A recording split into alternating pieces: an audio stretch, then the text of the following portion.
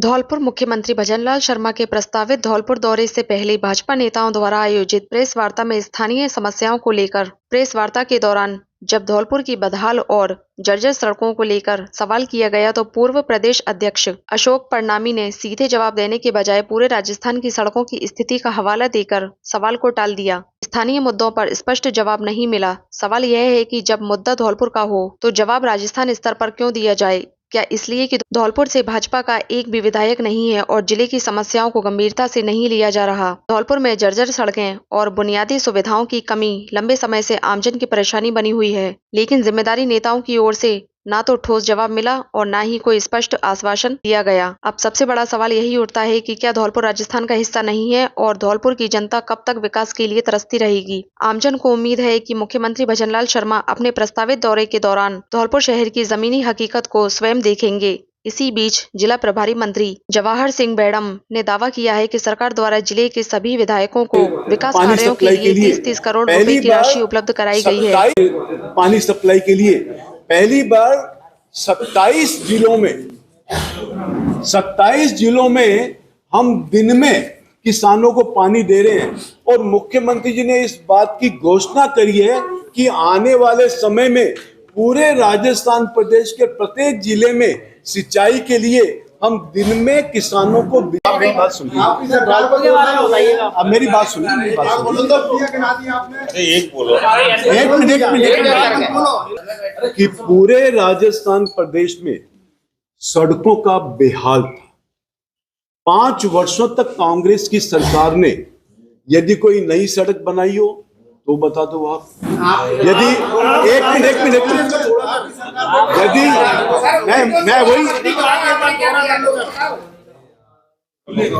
मैं बताए तो हमने सड़कों पे कितना भी खर्च किया है।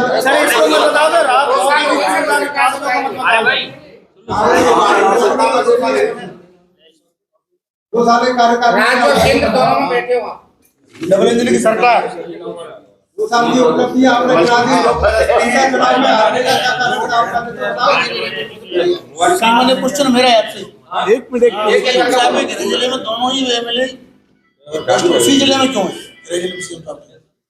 इसी बात चल रही है। अब ये मैं एक मिनट 27,238 करोड़ रुपए व्यय करके हमने 39,891 किलोमीटर सड़कों का विकास का काम किया। विकास का मतलब ये होता है कि जो टूटी फूटी सड़कें थी, जहां गड्ढे थे, उनको दुरुस्त करने का काम किया।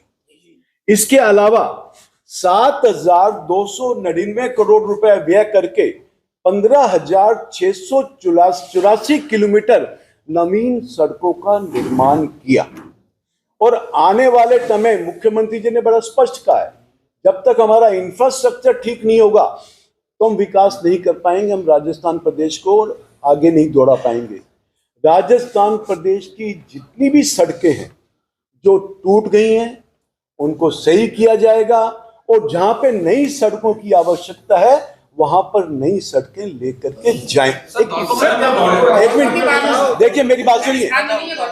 देखिए, मैं अभी केवल मात्र आपसे धौलपुर के लिए चर्चा करने नहीं आया। मैं एक मिनट उसके बाद लूंगा ना, उसके बाद लूंगा।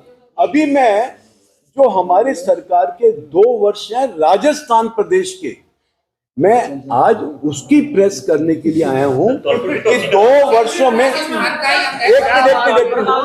2 वर्षों में राजस्थान प्रदेश में हमारी सरकार ने क्या किया। अब कर दें सर, इतना विस्तृत सबको बताया, मैं बताया। चलिए ब्रीफ कर दिया, ब्रीफ हो गया ना। अब धौलपुर के लिए आप बताइए, धौलपुर में पानी की समस्या का समाधान किसने किया? भारतीय जनता पार्टी की सरकार ने नहीं किया।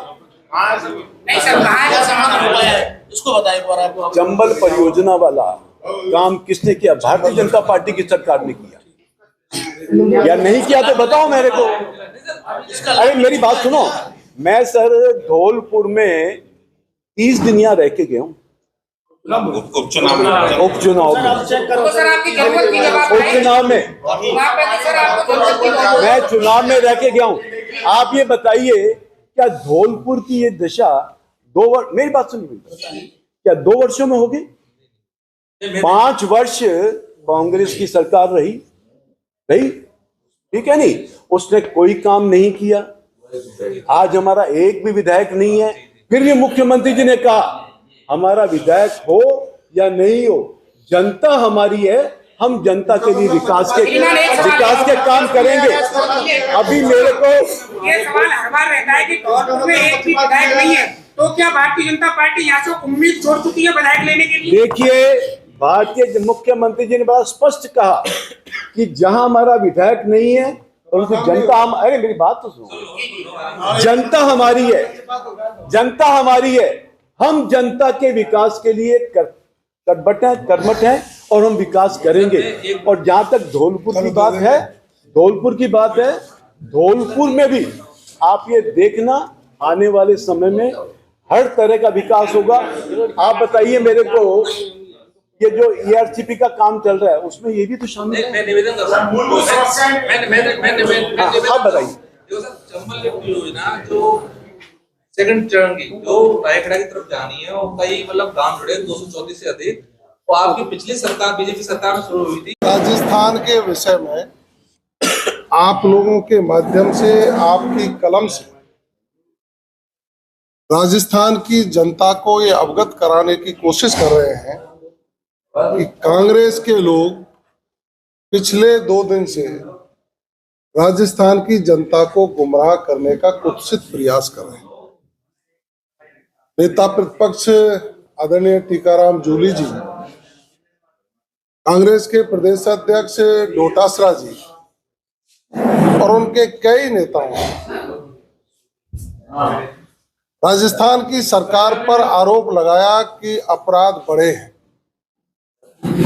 हम उनका चश्मा ठीक कराते हुए उनको आईना दिखाना चाहते हैं। पूरा नोट तो मैं आपको दे दूंगा।